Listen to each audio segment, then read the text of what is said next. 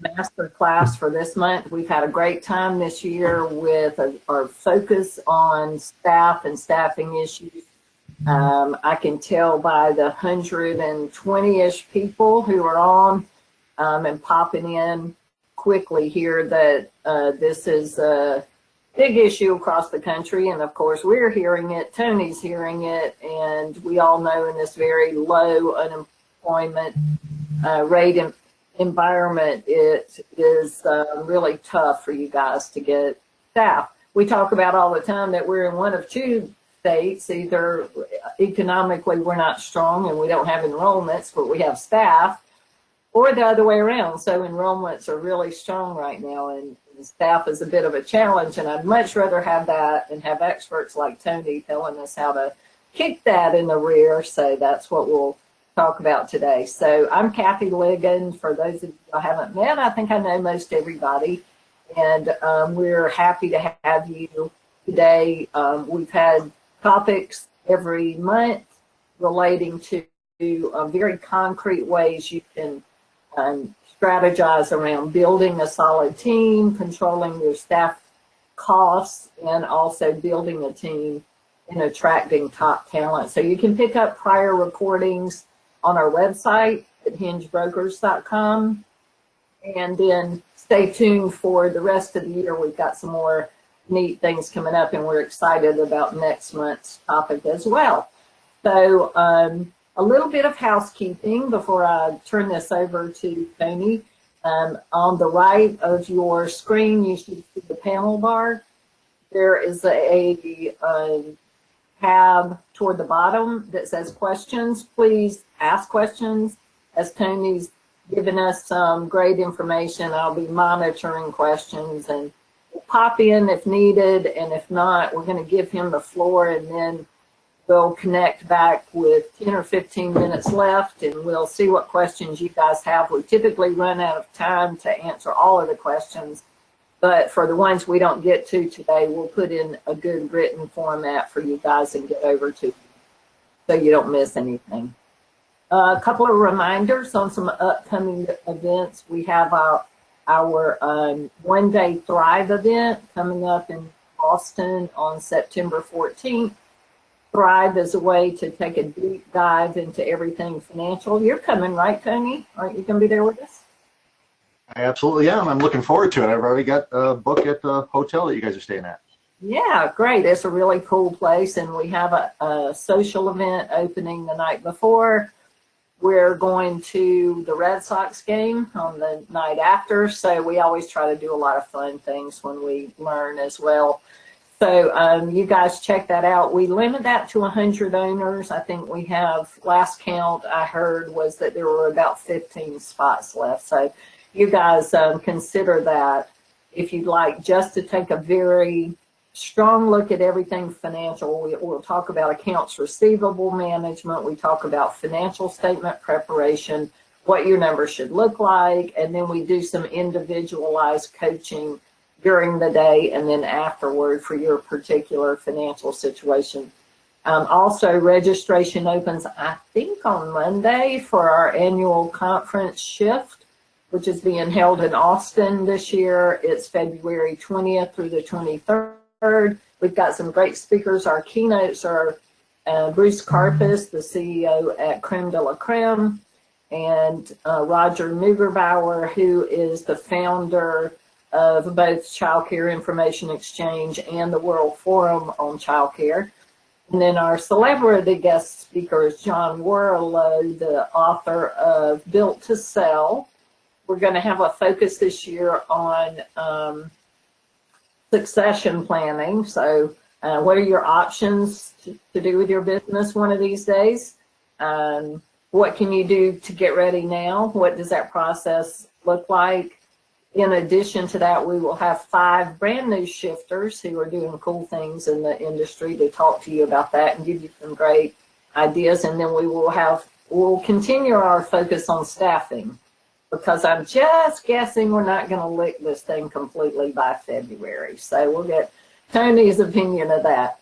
But I'm very happy to have Tony D'Agostino with me today. He's a good friend and a of somebody I've come to respect tremendously and doing very cool things in the industry. So I'd like to just jump right in here and turn it over to you, Tony. I'm going to give you the floor for the next 45 minutes and let you do your thing, and then I will pop back in and monitor questions for you.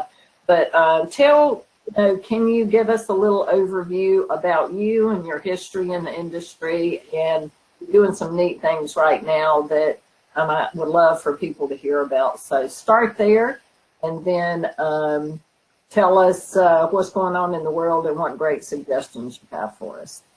Awesome. Yeah, I'd love to, and thank you, Kathy, so much for having me here. I'm greatly appreciative to be able to spend some time and talk with your team of owners and people within the industry who have decided to spend some time following some of the people you've been bringing to the market here and bringing to them to hopefully provide some ideas to help them out.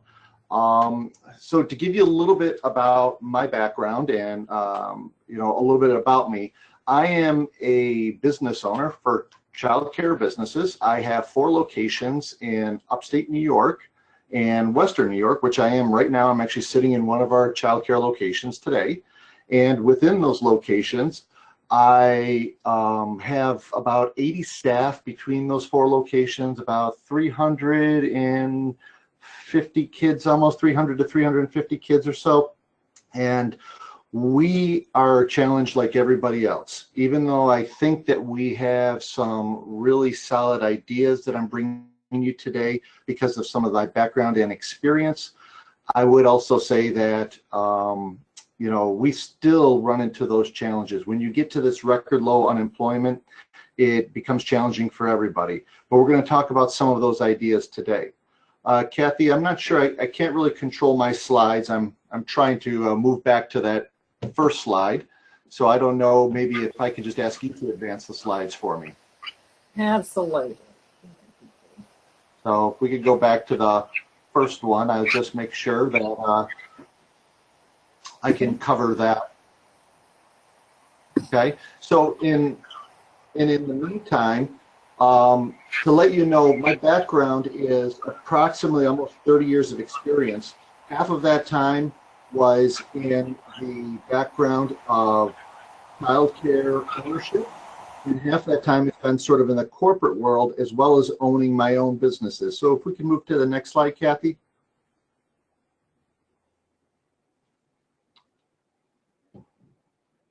Okay. Well, we'll get started right here. We'll just jump right into the presentation. So I could talk a little bit more about who we are in Inspire Care 360 at the end of this. That's not a problem at all.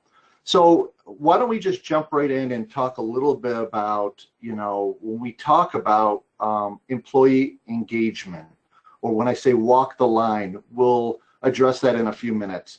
But is it an art or is it a science? And the reason we say is it an art or a science is because are there things you can do to retain your top talent and bring in great talent and hold on to them as long as you possibly can? We believe that you can, and there's a reason. But look at this slide here. What are the differences between these employees? When you look at what these employees are here, you look at different people, different backgrounds. If we move to the next slide, Kathy, what I think you're going to find is in the coming year, for many of you, less than half of them will still be working for your business.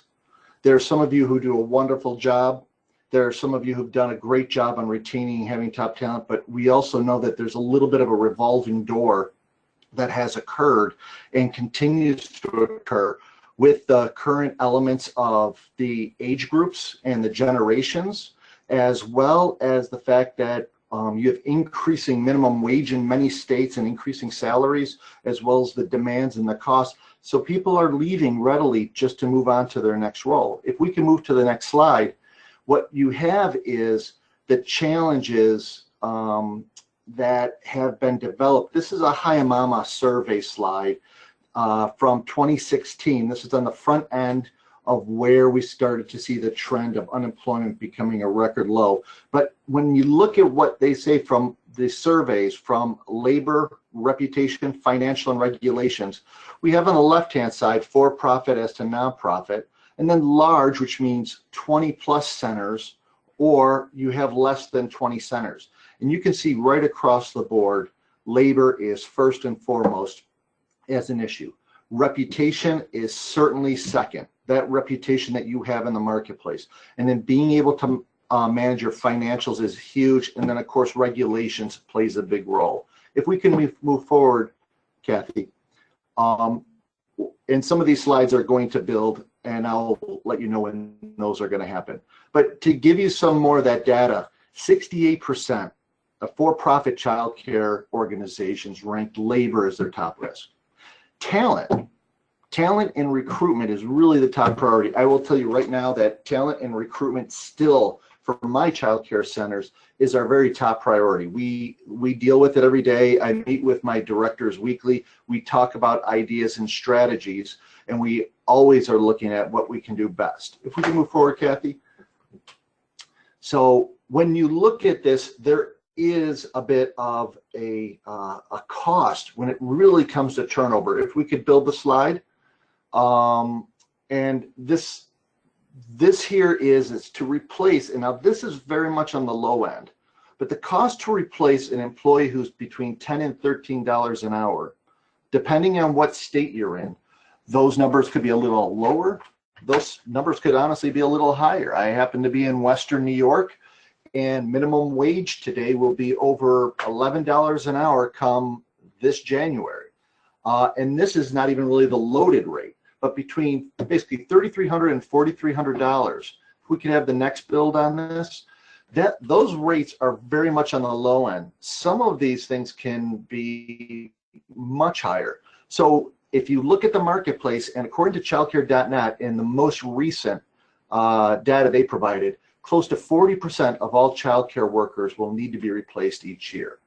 If we can move to the next slide, what you can see here is this is money that honestly hits your bottom line.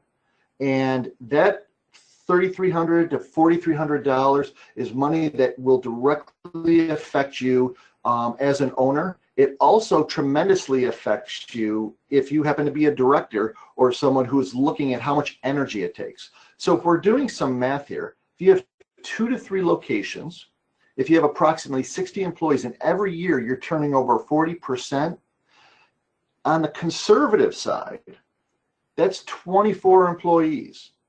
24 employees that are costing you, on the low end, $3,300 a month. That's $80,000 a year annually that is not hitting your bottom line. This also, which I think is much bigger and can add a lot more money on, it is that productivity. It's those families. You lose your toddler teacher. All of a sudden the toddler parents are up in arms, and why is that toddler teacher left? Well, yeah, she planned on going back to school, or she planned on this, or she's moving. The parents, as you know, even though they can understand it, they do not want turnover, but it costs an awful lot for that. It can be very stressful, a very stressful environment for the other staff, for your administrators who have to step into the classroom. It is a very difficult situation. So the costs are probably 2 or 3 times this $80,000 just for the turnover of a small to mid-sized childcare business. If we want to move forward, Kathy. So if you're looking at that $80,000 a year on the low end, is it worth investing on hiring and retaining your very top teachers? And when you think about it, how a childcare business grows, there's a lot of people who push out there, oh, if you can market yourself like crazy, if you can do what you need to do do your social media ads all the time, or Google ads, that's what will bring in enrollments. I think we all know that stability of your teaching staff is probably one of your most marketable features that you bring. And it is something that we focus on constantly. If we can move forward. So what is the Child Care Success Pyramid? This is something that we developed as to what we believe are the pillars that you need to have to be really prepared for what I call as the marathon.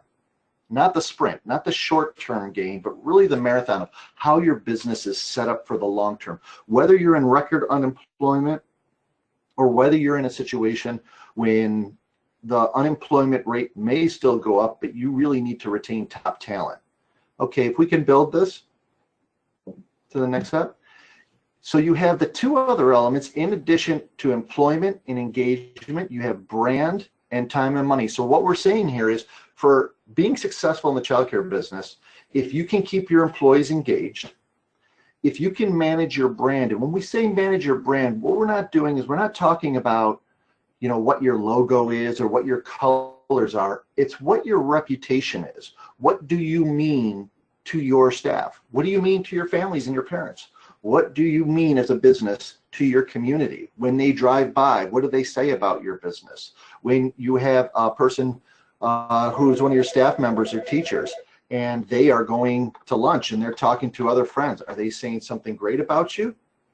Or are they saying something that's not so great? And then the last pillar here is time and money. Are you really effective and efficient with your time and money? Those three different elements are basically the baseline for creating what we call as an amazing culture. And we're going to talk about the employee engagement side of that today and try to give you some hints and ideas. And there will be a takeaway at the end of this. And also as part of this is we will send out this, the last couple slides as part of the takeaway.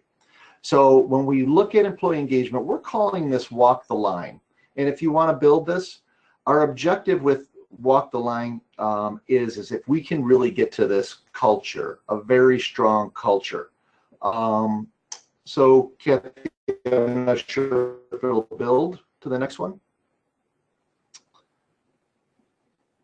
But when we look at what we mean here, okay, what we mean here about culture is our ability to have an environment that fully is encompassing of what you're trying to achieve, your vision, your mission, but everybody is aligned within your organization as your staff members, your teachers, your administrators, but as well as your parents and families. They're part of your culture.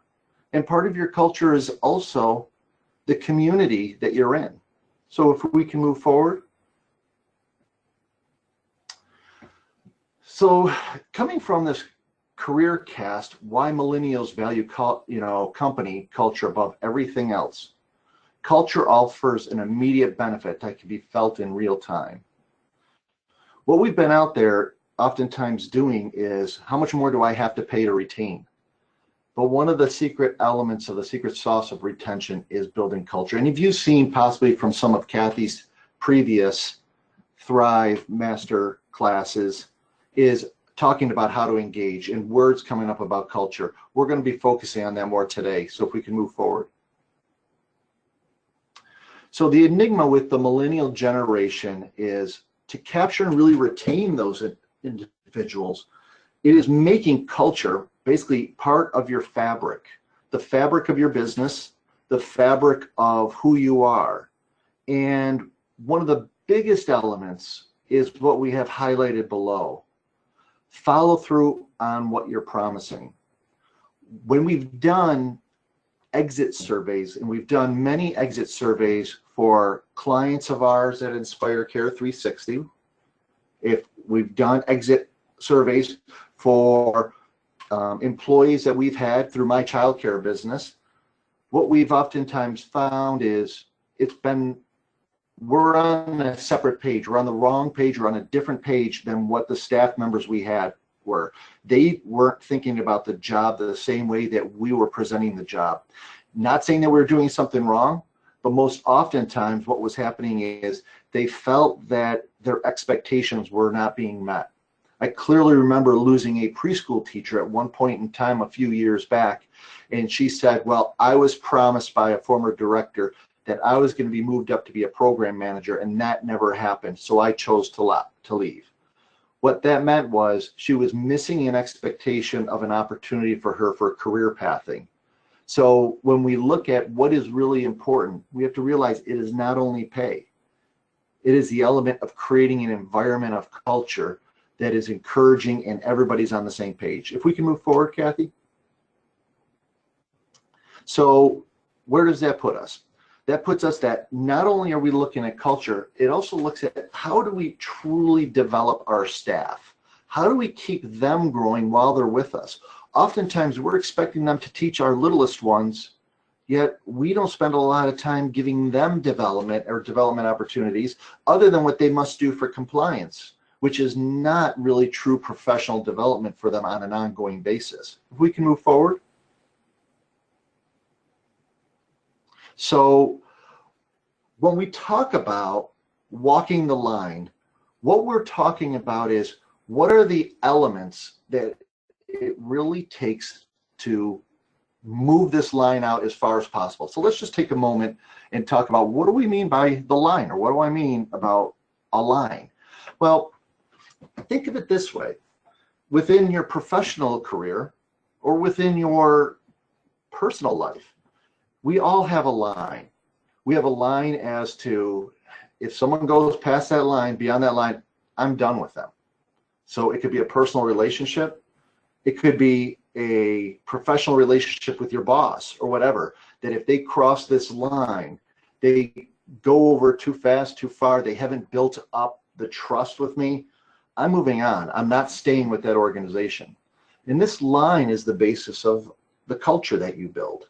So when you think about this line, I know in some personal situations, some people's line is a little wavier than others, but for the most part, we all have that line. And what we know it when it's been crossed. But the thing is it's very difficult to explain when or what it takes to have you cross that line. You just know it when it happens. So what we're looking to do is with our staff members and our teachers is to really focus on when we're bringing in the staff, when we're engaging them, that we're getting on the same page with them, that we're pushing that line out as far as we can by building and investing in them. So we know that we have someone who's well engaged, who's really considered top talent, who brings a lot of value to the business, and we bring a lot of value to them. So to do that, as Kathy has helped me build this slide out, we first start on values. And what values are to your business are probably one of the very most important things. A lot of us can talk about it. Some of us have them written down. Some of us have it in handbooks. Some of us have it as part of our code of conduct. If you looked outside in my childcare centers, you'll see a large wall from floor to ceiling that has our values written down on it. The reason that we do this is we're really looking to have everybody understand is what is our vision? What is our mission? What are we really trying to achieve? The way that we develop values, we'll talk about in a little bit, but it really is about getting the values right from your staff, making those values from the staff to the administrators to mine as the owner, all be on the same page and all be coming from the same conversation, and not being something where you have different values than your staff or having different values than your administrators. You have to find a way to jointly be together, and we'll talk about that.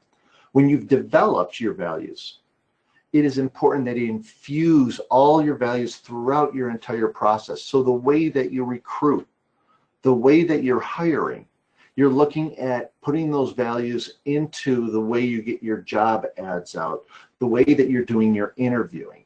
And that's when you're looking at hiring for culture. If you see down here, we talk about on the third step is really focused on not hiring, which I know is extremely difficult. I have an opening for a preschool teacher. I need to get that teacher in. I know I've got someone who is going to be able to be here for at least 3 or 4 months. I know they're going to be leaving in late fall, but I need to get someone in. The challenge is what does that do if it doesn't match your values and your values happen to be about longevity with your staff, or it doesn't meet your cultural needs as to that person doesn't really blend or fit in with the rest of your teachers and can become disruptive. So really focusing on your values is focusing on hiring for your culture. Then one of the most critical areas that you will have in the process of when you're bringing staff on is your onboarding and orientation process. We've done a lot of surveys and a lot of research on this. Many people have wanted to implement strong onboarding programs, but it's been very difficult because it's extremely time consuming. Doing it time and again. Staff don't all come in on once. They come in at different times. One person may come in on Monday. 2 weeks from now, you may have another staff member come in, and maybe they're at a different location. So onboarding and orienting to keep that a very consistent model that is focused on your values, but also focused all about your business. This is, if you can see what the story is, let's say that we have our candidate here, we'll call her candidate Amy. She is being recruited based on the values because of how she's been recruited. She's being hired because she is a cultural fit. But now what we're doing is we're onboarding and we're orienting her into our program fast, and hopefully even before she starts day number 1. Then we talk about measured mentoring. Measured mentoring is the process of not only saying, hey, listen, Amy, I'd love you to spend some time with Jean, one of our wonderful teachers. She'll show you where the broom closet is. She'll show you where you can get the diapers. She'll show you how to lock up in the evening. When we speak about measured mentoring, it is really going through and talking about how individuals truly learn and then actually can apply knowledge. So we didn't really get into my background too much, but my background before I got into the early learning business was adult learning. And I spent almost 17 years with large companies such as Pearson Education and Ernst & Young, working with and developing learning for major organizations, mainly for adult learners. And what you learn is when you are looking at the different modalities of how people learn and what they learn, when you are doing a speech or a one-way presentation like this, one of the toughest challenges is, and why I'd love to be in front of you as to over a web, but this is a great opportunity for us. And what I would prefer to be is having an opportunity to engage you and talk to you more. So when adults learn, 5 to 10% retention is a one-way conversation. Unfortunately, sort of like what we have today, but we're going to have some question and answers after it, which increases that retention amount. If someone's going through a test at the end, that retention amount goes up to about 20%. If you go beyond that and you do a role play after you've done training or learning, you've done some learning and development with your staff and team members, then you do a role play, you're getting to a 50% retention rate.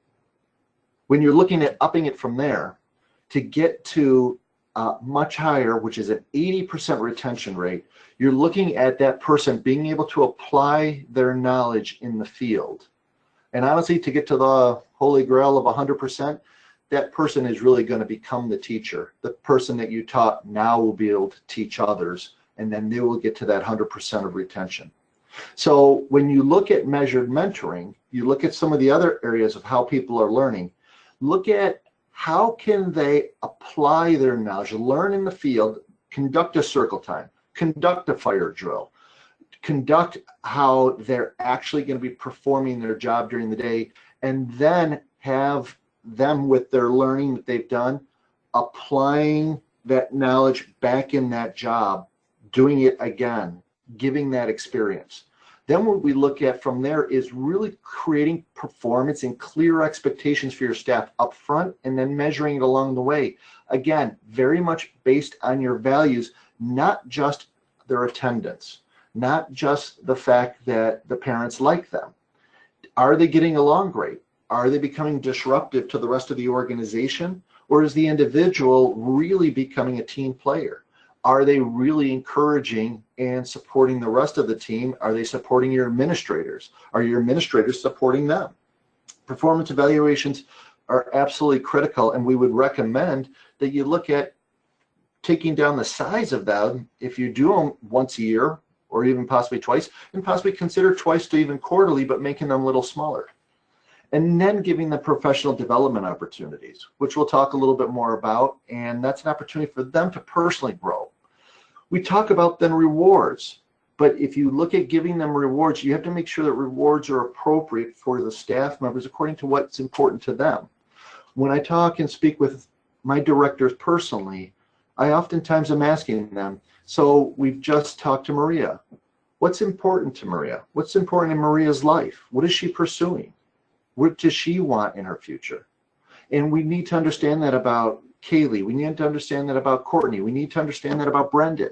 We need to understand each one of our teachers as to what is important to them, what is important for their career, but how do they like being rewarded? Maybe it's not monetary. Maybe it's they want some more PTO. Maybe it's flexibility, to get them more flexibility to do things. Maybe they like to participate in more of an administrative event and do more administrative work. That is allowing them to slowly but surely be rewarded according to what is important to them as an individual. And then you look at career pathing.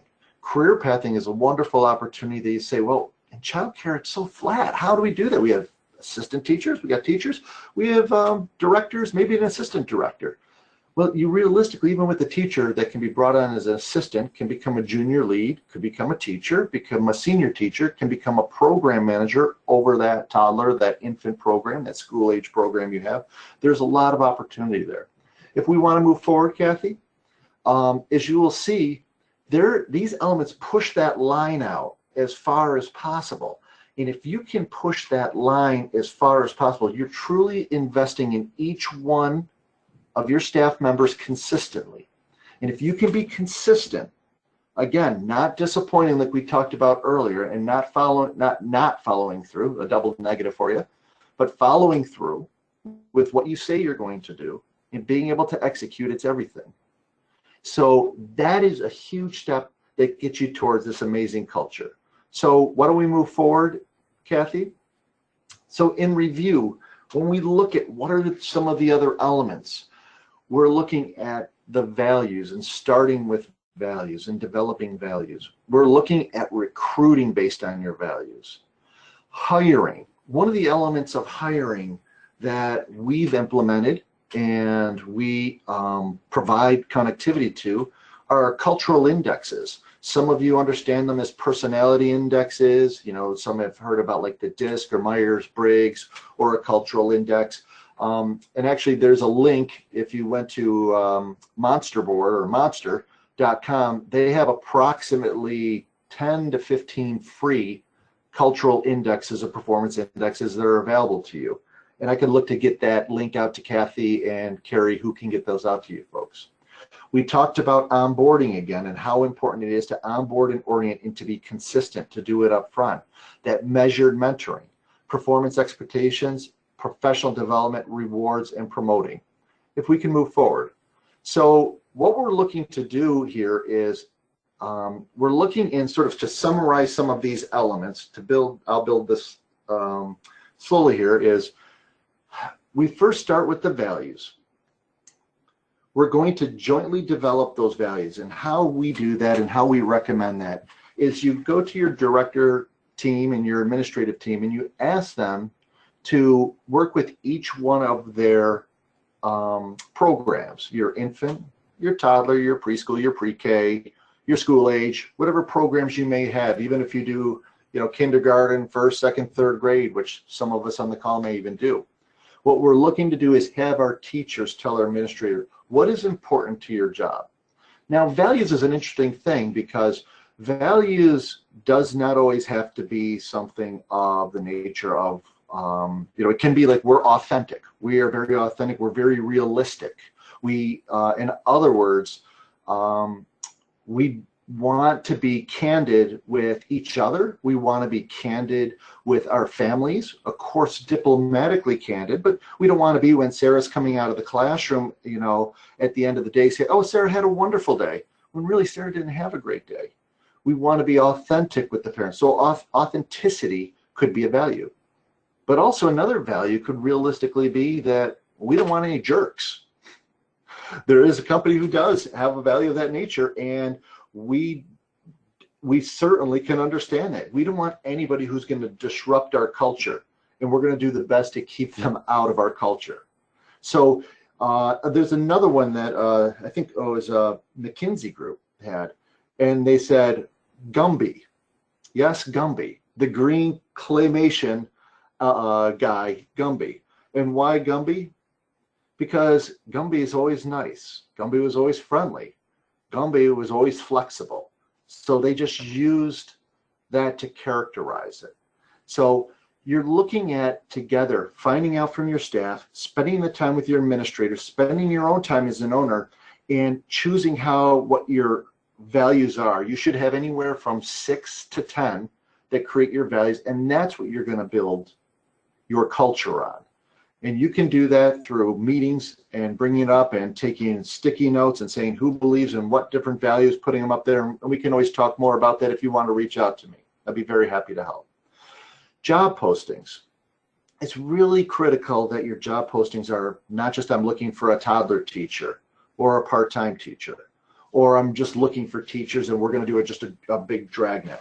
Talking about your values is very attractive to the millennial generation as well as others as to why they are coming to work for you. We would highly recommend that you would also have a CRM in your environment. If you don't already have one for your enrollments, sort of like what Chuck Gibbs and the team at Childcare CRM have, that you do acquire something like that, not only for your enrollments, but you can realistically configure your CRMs to work with your recruitment. So as you have recruitment leads come in, it's sort of like having an enrollment lead come in. You can have that put into your CRM and have those directors, administrators focused on the stages of, have we called them back yet? Have we sent them a thank you? Have we now brought them in? Have they come in for an interview? Did they pass the interview? Did they get another thank you? Are they coming on board? Will they get a welcome note? Will they get orientation? The CRM is a wonderful tool, something of that nature. So if you already have a CRM in place, it can certainly help you and certainly help you out in getting to the next level. Looking at job postings, one of the best ways in building your engaged environment is consider it that once they're engaged, if you have a very strong reputation with your staff and with your parents, those are the first people you should go out to for recruiting. You should also be looking to be going out and getting those onto Facebook, Twitter, Instagram, your whole social media. Then maybe you can be posting on Indeed or on Craigslist or some of the more traditional areas, but is to leverage your existing staff and talk about the values of who we're looking for value-wise. We're looking for someone who wants a learning environment, who wants a fun environment, someone who is trustworthy. Those things resonate. So you're recruiting, and in the interviews, you're interviewing for values as well as the other general terms of, can they come in, do they have the background and experience? You are looking at those cultural indexes. Obviously, a lot of you try out teachers, but sometimes we only put a teacher in a room for just an hour or so. I would highly recommend that you spend more time and ask them to come in for at least a half day if possible, and give an evaluation form to the teacher that will be in there with them, and have that evaluation form be something where you can truly rank how well that person not only met the requirements of getting down and engaging the kids and having the background, but really seemed to be someone who could fit into your culture. And then look at onboarding. So what is critical about onboarding is setting really clear expectations for your staff members. What I mean by clear expectations, it starts with a strong handbook. You need to have a strong handbook early in their hands, even before the day they start. You need requirements to hopefully have them read through the entire handbook. The way you can do that is you can have that part of a learning. You can have that part where you're doing testing or like a scavenger hunt after the fact. And the same thing with having a new hire orientation. Having it very consistent, focused on those values, the culture and expectation. What you're doing is you're getting your staff member all onto the same page to have that new hire orientation. If you have a means to do that in an automated way, even before the day they start, you're going to be way, way ahead of the game. And then looking at that trackable and measurable mentoring program. That is going to truly allow you to have the person not only come in and be instructed as to where things are, but really understand how they're going to apply their knowledge. Have they actually cleaned a changing table before? Have they actually gone in and conducted moving kids from one room to another and taking your process? Are they singing a song while they're doing it? Are they counting in and counting out as the kids go from room to room? What are they doing? Kathy, if we can move forward. The next into our elements here that we bring to bear are that number 5 is that clear performance expectations. So this is based on the values and culture and not just on the activities. Communication is critical, and I cannot stress this enough.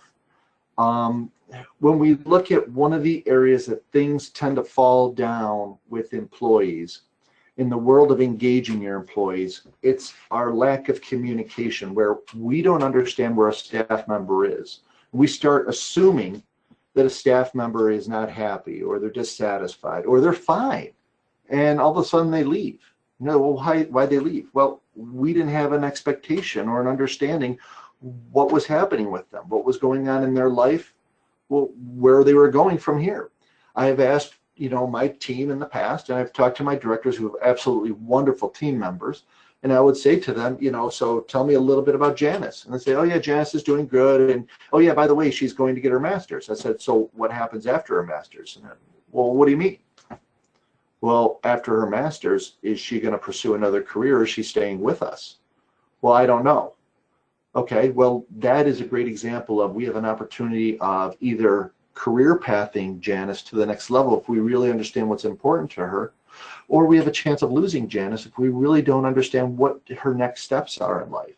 So we need to get to know them personally and understand what is really important to them. Then professional development. Outside of basic compliance, we absolutely need CPR, shaken baby, all the other ones that come with the state that you're in, and getting those elements in for compliance. But at the end of the day, we're looking at people here who deal with our parents' most precious ones. And we have a menagerie of different backgrounds that they all come from. So long story short, what you have is an opportunity to grow those individuals, focusing on customer service skills. How do they engage parents? How do they engage one another? When they're answering the phone, how are they engaging? It's not just about gaining enrollments. It's about when they're answering the phone and someone's asking to speak to a director, they go, oh great, I'll just take a note and put it onto a director's desk. Or are they actually ensuring that that person's going to get a call back no matter who it is in the organization? When you look at HR issues, conflict management, gosh, conflict is always a huge issue in our business. Making sure that they all have the tools, that people, that your staff is equipped to deal with those things. Ethics training. You think sexual harassment, well, you know, we're in a hugely dominated population with many female employees, so sexual harassment is not really the biggest issue. It can be a very big issue. It is something that many states are starting to mandate. And any kind of harassment, and harassment can come from one employment to another, can come from a manager to a staff member, or a staff member to a manager, or even from a parent to one of your staff members. Then managerial and leadership skills can be applied absolutely directly in managing the classroom, to managing a program of teachers, to managing the overall center, as well as for ownership, as well as the management and leadership. So having a means to have different learning paths is critical for each one of the type of job roles you have. Creating that reward program, basing that on your culture. If you're achieving those cultural goals and not just the financial goals, which is great, and I'd love to achieve the financial goals for our business, but I also, you know, getting a number of enrollments does not mean that our EBIT or our earnings are going higher. And that is really the true measurement. But if you're focusing on a strong culture, you're building yourself for that. So not necessarily money. You could have employee of the month, or hustle awards, or maybe additional PTO, or other elements that give them rewards that are meaningful to them. And then career pathing, really creating an opportunity from the very beginning when they start, to let them know there is an opportunity for you to move up, not just get raises, but the more you contribute to the success and to the culture of our center, you're going to be rewarded on the contribution of you building towards our culture, not just the fact that you attend every day, not just because you've been here for 2 years, and having the opportunity to merge that with your performance expectations. So along with that, your roles and responsibilities. One last page here, Kathy, I think. Okay, and before we go into this, well, we can go into this right now because we get questions, but I want to hold off in talking about this because I want to make sure we answer their questions first. Absolutely. We might, but you don't have time this afternoon, do you? Because we have lots of questions. Good. We've got some great questions here. So, and then, Tony, I apologize that I skipped past a couple of your early slides. Would you just back up for just a second, because I want to give people a chance to ask questions about you and your background as well. And I would love for them to hear about your Inspire 360 initiative. So you told us a little bit about your schools, but give our guests a high-level background, and then tell them how you combined your experience at your school with your former experience in adult learning into Inspire 360. Well, I really appreciate it, Kathy. Thank you, because I'd rather give and not always tell about myself, but hey, this is why we've been growing like crazy with Inspire Care 360. So my background is been pretty varied. I've been with companies such as I mentioned before, Ernst & Young, Pearson Education, ACS, which is one of the world's largest outsourcers, Xerox Corporation. But I've also owned and operated a staffing company, a recruiting and headhunting company. And I also developed back in the mid-90s, which is dating myself, one of the very first regional job boards. I developed OrlandoJobs.com. And for that reason, I have a very vast experience with employees, with HR, with training and development, with communication, and also with outsourcing. I guess when you think about outsourcing, the quickest way to say it, Kathy, is your mess for less. You know, when it comes to the back office. So when I came into the childcare business about 10 years ago, I really looked at it from an owner and I said, you know what, this is crazy. All the things that one individual as an owner has to do, and how highly tasked our directors are. They probably have one of the toughest jobs in the world. We spend so much time trying to manage your business.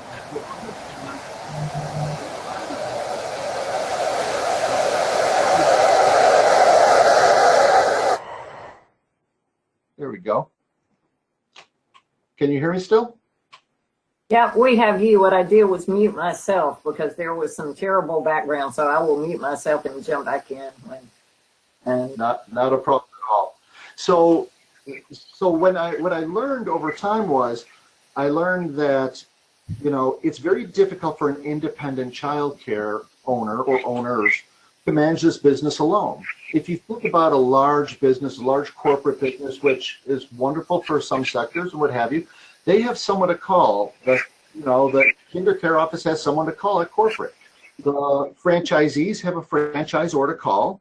The large national non-for-profits, the YMCA, the JCC, the Boys and Girls Club, what they also have is they have somebody to call, but they're not having to pay taxes the way the independent owners have to pay taxes. So there's sometimes these unfair advantages to the independent childcare owners. And when you look through the US, there's about 65,000 of us, you know, anywhere from one center all the way up to about 20 centers. And what they miss is that support. So they're depending on consultants, they're depending on attorneys, they're depending on all these outsourced things that they're constantly negotiating and trying to manage. So what I did is a couple years back, I talked, Kathy, to a number of different owners and said, you know, hey, I have some ideas of things that we can bring to market. And they go, whoa, whoa, whoa. I'll tell you, we're struggling just to keep everything together here. We need help with HR. We need help with training and development. We need help with IT. We need help with marketing. We need these kind of things. So about 18 months ago, I launched a company called Inspire Care 360. And what Inspire Care 360 is, it's a membership. It is really a privileged membership that, you know, I like to compare it as, you know, if you have a membership to a country club or to a Costco, what you're doing is you're getting access to pre-screen, predefined some of the very best quality services that you can't find basically out there by your own, and you're getting that person to call, you're getting that company to give you that back-end support for training and onboarding, you're getting it for HR and HR advisement, expert HR advisement that's at a phone call away, you're getting the expert support for, you know, looking at what your reputation is, building your reputation, and then crisis management. Hopefully never a crisis happens with any of you folks. But if a crisis does happen, who do you call? Do you call your attorney, your CPA, and who are they going to call? Or do you call someone who knows it for childcare business? That sits all under our umbrella. And then the last part of it is time and money efficiency. So what we've been doing is we've built a buying group specific for the childcare early learning space with Montessori, Reggio schools, private schools all involved. And what we do is we can do savings all the way up to like 40%. So that's underneath the membership of what Inspire Care 360 is. It's so fantastic. There are so many cool things going on in the industry right now, and a lot of those are built from owners recognizing the needs in their own companies and then going on and creating something valuable for others. So I love that. Thank you for sharing. We've got some great questions. Mind if I just jump right in here? Yep. Okay, so are there any onboarding programs you would recommend? So there are a number of different kind of onboarding programs. Of course, in our business and for Inspire Care 360, we have some really unique things, but that aside, with those solutions that are part of it, I think what's critical with onboarding is consistency. So out in the marketplace, if you look at how you are setting up your experience, is how you describe your organization, the way you can describe the organization from your organizational chart, from your values to your vision, to building out as to what your expectations are in your code of conduct, and getting that consistently across to people even before the day they come in, and ensure that they can almost test out of it to make sure that this is something that meets your needs and they're on the same page with you. I think you're in a really good spot, Kathy. I think that's one of the reasons we built what we did for Inspire Care 360, because we didn't see anything consistently out there.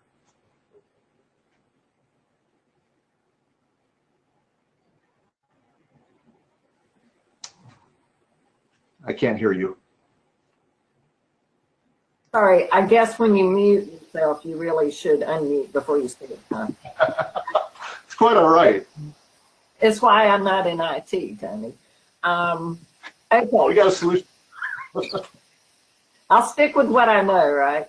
Can you speak a bit about your staff CRM drips and which particular ones are most effective?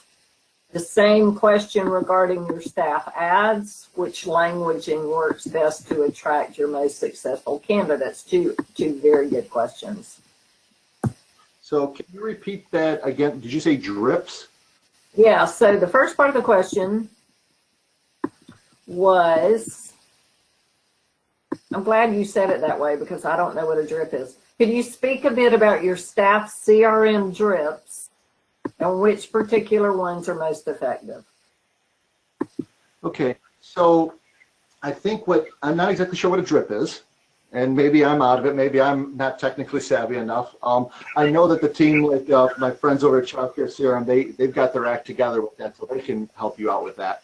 But I think what we're very much focused with our CRM is what we look for, the same way that we look for the hot buttons with potential enrollments coming into our center. What we're looking at in the CRM are what are the priorities that a family has. But you can apply that exactly to a potential staff member. Tell us, why are you changing jobs? Or what are you looking for in a job? What are your top 3 expectations? That right there allows you to easily map the values of what you have to what they are. If they're like, well, I just need flexibility to come and go as we please. Well, I'm sorry, we're not in that come and go as you please industry. We need to stay in ratio so you can quickly have conversations about that. So being able to look at what you are setting and screening up front is going to save your staff a tremendous amount of time. So I'm going to assume that's what the question was, Kathy. You're on mute still. Yeah, okay. The same question regarding your staff ads. What languaging works best to attract your most successful candidates? So you talked a bit about being sure that in ads, the verbiage you use attracts the right people. Can you give us some examples of what type of verbiage you might use? So yeah, absolutely. So what we do up front is we actually list right in our ads, we list that we're hiring for culture first, that we're listing for a cultural fit, and we mention what our values are. So for instance, our values at Inspire Learning and Childcare or Inspire Grand Campus, consists of the fact that we are a company that is trusted. We see ourselves as a family, an extension of your family, but also each of us, we're here so much time, together. We're all part of a family here. We're a learning environment. We're also an environment that is part of the community. We're also an environment that's very authentic with one another, as well as authentic with our families. And we're also very much looking to have a fun environment. Those are our values. When we get into the interview and discuss that, we're giving them clear expectations. And what I mean by clear expectations are that we're being very authentic ourselves. We're not, the worst thing you can do is hire a person for the job role and paint a picture that's not an accurate picture of your expectations, and they're going to miss their expectations and they're going to be out that door. That line became really short and you're going to cross that line super quick. So having clear expectations, but being authentic of saying, this is what the job is, this is what our expectations is, and I'd rather paint you the ugly picture up front and then have you realize how wonderful of an environment it is than me paint some rosy picture that really isn't going to be realistic in the long run. And I'm sure, Kathy, you even do that like with your clients when you're setting expectations for your own clients. So. Yeah, absolutely. And I'm sure that we all do when we have new customers come into our company. Two quick housekeeping questions. May we get a copy of the slideshow? Is it okay with you if we share that, Tony? Yes. I'll make one little caveat. We're going to do a gift in a few minutes. And as part of that gift, we will actually be able to send you a PDF file of this deck. So not a problem at all. Great. And then someone else asked if they could get a recording because they had to come in late. We're sorry. Someone had an emergency, and you can pick up all of our master classes on our website at hingebrokers.com. This one will should be posted by tomorrow. Certainly email us if you have any issue with that. So lots of people have told us what drips are, Tony, so I'll just repeat that, and then we're going to miss out on this next slide and the information there, but drips are the series of emails you send out to candidates. So yes, for emails that get dripped out automatically, so like one in a day, 1 in 2 days. So, okay, cool. We learned, you and I, something today. I'm all about that. Well, we don't call them drips ourselves, but we absolutely do that. So we do have those drips that happen that once a person applies through a landing page, through our CRM, that they immediately get their first drip, okay? And it's a thank you for it, that they're going to be contacted within a very specific time period. And if we're setting up that time period, we're making sure that we're not going to exceed that time period. So, pretty much what we're doing is we're bringing them along the journey that then they're going to get another drip after they have set up a time to come in for an interview, or they had a phone interview, to thank them for it and let them know what the next stage is and what's going to happen in a very specific time period. But then again, like I mentioned earlier in the presentation, is not missing that time period. So the drips are very focused on every actionable step. That campaign or that drip gets them engaged in the next step, so it carries them along in the journey. Got it. Wonderful. I have 7 more questions, and we are not going to ignore this next information. So, Tony, I would love to send you the questions and get you to respond to those in writing. We will get that out to all of our guests who are here today. You guys should receive a survey with some questions about today's information. Certainly ask any other questions. We'll get all that together and get it out to everyone. But tell us about this, Tony. Very nice of you to offer something for our guests to help them out with their staff issues. So tell us about this. Sure. I don't know if you can pop that last screen back up while I'm talking. So as part of Inspire Care 360, we're currently serving our members from coast to coast. We have members who are in Oregon. We have members that are in Virginia, in Florida, and across the coast. Well, what we thought was to do something special for the Hinge group here, the Thrive Masterclass group, is to give you an offering to do what we call an employee engagement evaluation. And what that is our Vice President of Programming, Vivette, along with a few of our other team members, will spend with the owner about a half hour up front and go through a little bit of a questionnaire survey on the phone and talk about different elements of your recruiting, your hiring, your onboarding process, your process of how you are really engaging your staff.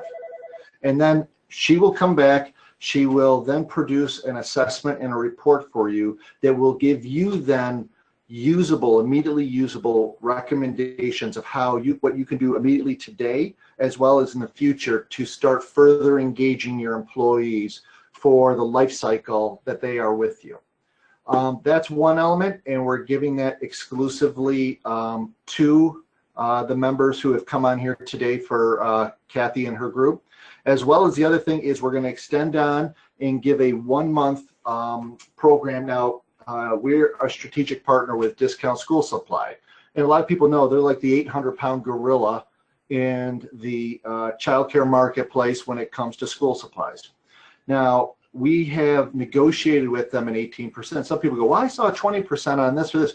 No, it's 18% off of everything they have, from furniture to what's in stock to what's out of stock to playground equipment to everything in between. And we're going to give you that promotion code, which will be actually ending at the end of September. And that promotion code, you would just come in, and so you're going to get a survey from Kathy about this from Hinge. But then after that, you're going to get a survey from us at Inspire Care 360. It's a very short survey. I think it's only 3 to 5 questions. And if you fill that survey out, you'll get registered in to get scheduled, and we'll schedule you in for the employee engagement evaluation. And then 2 is you will also get your promotion code for Discount School Supply. So hopefully these are 2 nice gifts that you can take advantage of immediately. And, you know, especially coming into the new school year in 2 weeks, you know, there's a lot of stuff where you want to do upgrading of classrooms and all those things. And hopefully this could be helpful to you. That's wonderful. I was about to say the same. What a great time of year. I'm actually here. If you guys are usually with me, you'll see I'm not in my office. I'm here visiting friends at Big Blue Marble Academy and talking to them about their 24 schools. They were with us at Thrive in Nashville, and their school started last week. So, but I know they have some additional things that they need to order for fall. So that's great timing. And thank you for that, Tony. Very, very kind of you. And if any of you guys don't see the email, certainly reach out to us and we'll be sure that you get connected with both of those opportunities. So again, we'll follow up with questions we didn't get to. I apologize for that. It's just happening every month, and it just lets us know the degree of information that needs to be shared between people about what's successful in solving the staff dilemma in your school. So thank you so much, Tony. Always great to see you and get some great ideas about what you find to work well in the industry. We so appreciate that, and we will see you in Boston and hope to see some of our other guests there as well.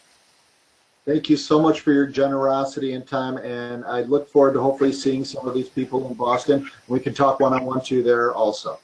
Yeah, well, they know what you look like now, so they can find you. Scary. Okay. Have a great afternoon.